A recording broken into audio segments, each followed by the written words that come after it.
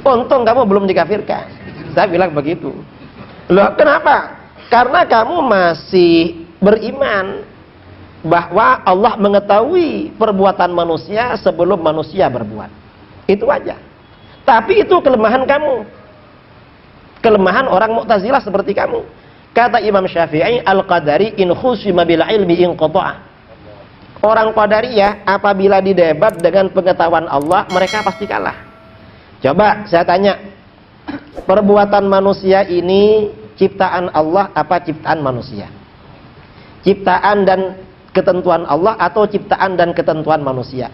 Kalau menurut kami, perbuatan manusia sengaja dan tidak sengaja adalah ciptaan dan ketentuan Allah. Kalau menurut kamu, ciptaan dan ketentuan manusia. Pertanyaannya, apakah sebelum manusia Allah sudah tahu apa belum? Yang HTI gak jawab. Nah, kamu bingung.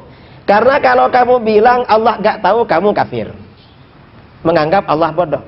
Kalau kamu bilang Allah sudah tahu, nanti ditanya lagi. Gimana?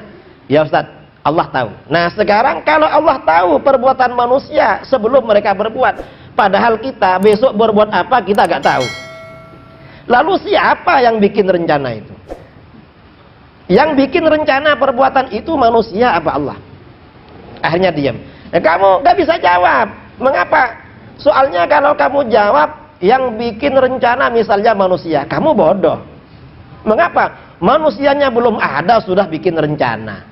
Kalau kamu bilang yang membikin rencana Allah, loh katanya tidak ada takdir. Kok Allah yang menentukan? Ini mereka.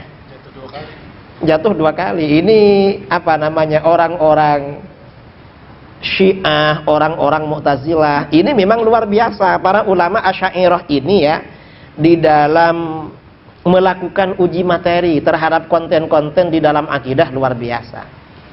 Karenanya tema-tema ideologi akidah yang ada di dalam kitab-kitab kecil, misalnya Aqidatul Awam ya, atau As-Sanusiyah, itu walaupun dalilnya tidak diungkap panjang lebar, itu sebenarnya panjang lebar. Cuma oleh para ulama kita ini dikasih yang dasar-dasar.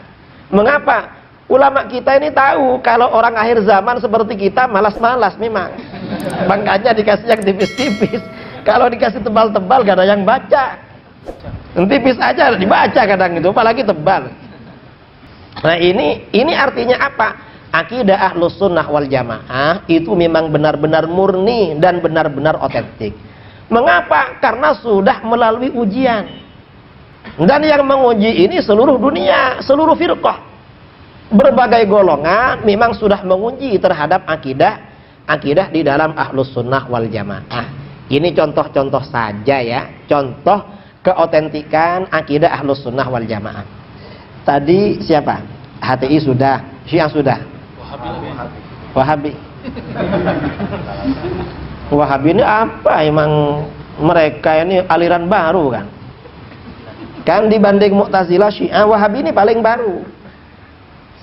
Wahabi ini penakut. Takut sama siapa? Sama Syiah lah takut Wahabi. Mengapa? Karena Syiah punya ilmu kalam. Wahabi gak punya ilmu kalam dan mengharamkan ilmu kalam. Saya ini pernah diundang orang Wahabi menjelaskan kesesatan Syiah. Saya pakai teori ilmu kalam, cuma gak bilang ilmu kalam. Mereka ngangguk-ngangguk gitu. Ini mengharamkan tapi ngangguk-ngangguk gitu. Mereka ini mengangguk-angguk. Nah, kaidah-kaidah keagamaan ya, seperti di dalam ilmu kalam perlu dikuasai. Mengapa? Karena kalau kaidah-kaidah agama itu dikuasai, insya Allah kita mudah mengatasi fahaman-fahaman ya, atau serangan-serangan dari kelompok-kelompok di luar Ahlus Sunnah. Karena kaidahnya itu yang penting. Kalau Wahabi ini yang sudah lama ya, sama Wahabi ini gak bertengkar sudah lama. Karena Wahabi bukan tidak munadzarah, tidak polemik, sudah lama. Mengapa? Mereka gak mau. Kalau ketemu dengan kita ya ngajak persaudaraan, ngajak apa? Saya ini yang terakhir dialog itu di Bitung 2018, Sulawesi Utara. Yang nantang itu Salafi Wahabi. Akhirnya oleh pengurus NU, Salafi Wahabi diundang, Muhammadiyah diundang, LDII diundang. Padahal yang nantang-nantang tuh yang Salafi. Mana ustadznya? Ayo bawa ke sini. Debat dengan saya. Begitu didatangi lari keluar kota katanya. Ini mereka. Langsung ada di luar kota. Besoknya LDII dengan Muhammadiyah. Yang Muhammadiyah itu bagus. Karena kata beliau, Kiai, kita ini Muhammadiyah sudah istighasah, sudah tahlil, masa diajak debat lagi? Masih kurang apa? Ini yang Muhammadiyah, kan sudah bagus berarti sudah kembali kepada khitbah seperti Ki Ahmad Dahlan dulu membangun organisasi Muhammadiyah. Itu sudah bagus, kita hargai. Yang LDII ini sebelum acara dimulai, saya duduk di kursi sini, LDII di sini. Siapa? Kiai, saya pimpinan LDII Sulawesi Utara. Saya langsung begini, iya. Katanya kalau ada orang singgah ke masjidnya langsung di-ban. Enggak Kiai, enggak katanya. Sungguh, enggak. Kalau enggak percaya mari ke masjid saya kan. Enggak siap ban.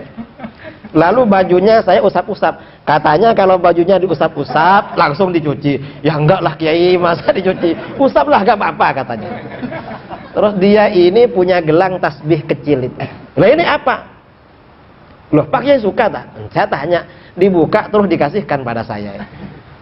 Pada waktu dia dikasih waktu, kita ini akidahnya sama dengan NU. Nanti kalau Ki Idrus menyampaikan akidah, itu akidah kita juga.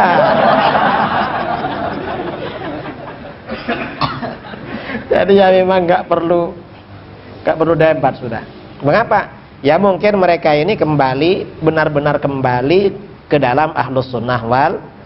Pada waktu itu saya bawa kitab Akidah 50. Tahu buku saya? Akidah Ahlus Sunnah wal Jamaah penjelasan sifat 50.